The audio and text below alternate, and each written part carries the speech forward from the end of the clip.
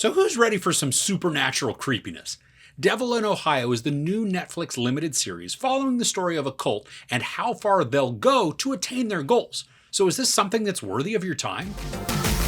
When a hospital psychiatrist shelters a mysterious cult escapee, her world is turned upside down as the strange girl's arrival threatens to tear her own family apart. This starts out with a very sinister feel, where we see this young woman running away from something like she's just escaping for her life.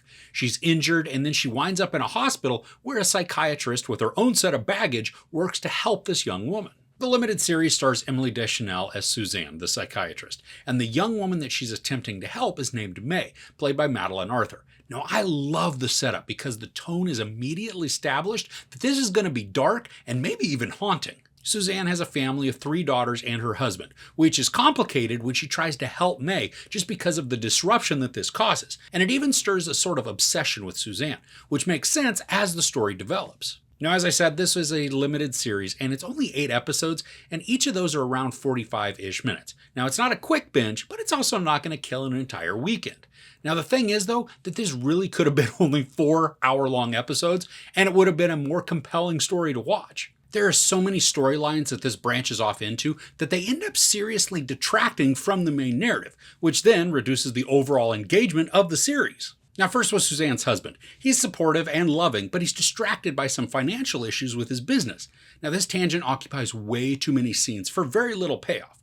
Now, it does help to establish some conflicts between characters that make sense in the end, but we spend time following the dad and his meetings with people that just don't ultimately end anywhere meaningful.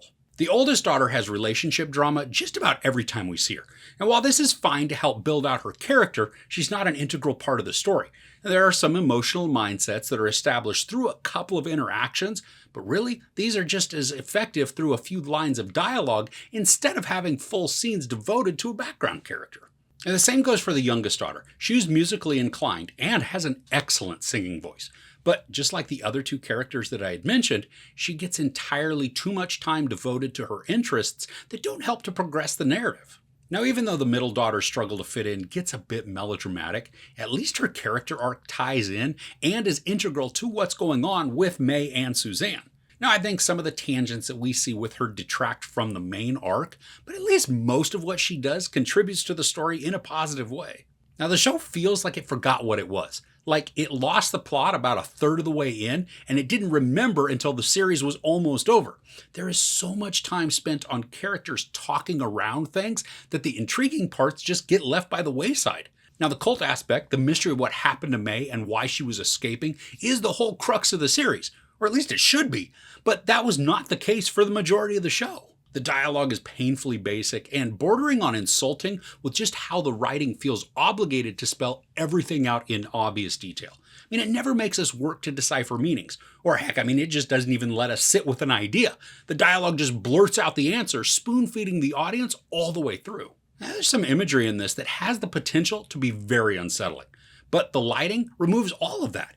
Everything is bright. Even the outdoor nighttime scenes. Now, I'm not advocating for reducing the lighting so that nothing is discernible, but in this, you can almost feel the floodlights illuminating the setting. So when a scene has an opportunity to be foreboding or maybe ominous, all of the dread is sucked out of the presentation. It's just like poof, floodlights everywhere. And all that creepy atmosphere that could have been established, it's laughably missing. I know I'm listing a lot that I didn't like about this, but I really did appreciate the tie-in between 2 characters' storylines. There's a decent parallel established, but it unfortunately becomes extremely obvious in the trajectory. It still tries to string us along like it has some deep and hard to figure out mystery at the core, but no, it ends up being exactly what we think it is. And for a show with devil in the title, there's a severe lack of evil. This could have been called The People in the Field That Kept to Themselves. The cult aspect has the beginnings of some great explanation and development. I found their backstory to be intriguing, and I think had the show chosen to focus on them more, they could have felt menacing or dangerous. We get some glimpses into their mindset, which does begin to establish a little bit of a threat, but I never actually felt a malevolent presence emanating from them. Probably the best thing about the entire show was a couple of songs that were sung in the final episode. They were melodic, dramatic, and illustrative. Plus, the singers had these pure voices that harmonized really well and were then accompanied by slowly building percussion to create this driving pace. This starts off with a great premise that has some dread to it and a good deal of mystery, and then it devolves into a very American made-for-TV miniseries that loses all suspense, intrigue, and creepiness. This is a very sanitized thriller that along the way loses all the thrills. And the only religious experience I found myself undertaking in this was praying for it to be over quickly. So overall, Devil in Ohio is intriguing at the beginning and starts off with a darkly mysterious storyline. Unfortunately, though, the story loses the plot and gets bogged down in tangents that detract from the story more than they complement. The acting is mixed, but most of the time it's melodramatic and even laughable at stages.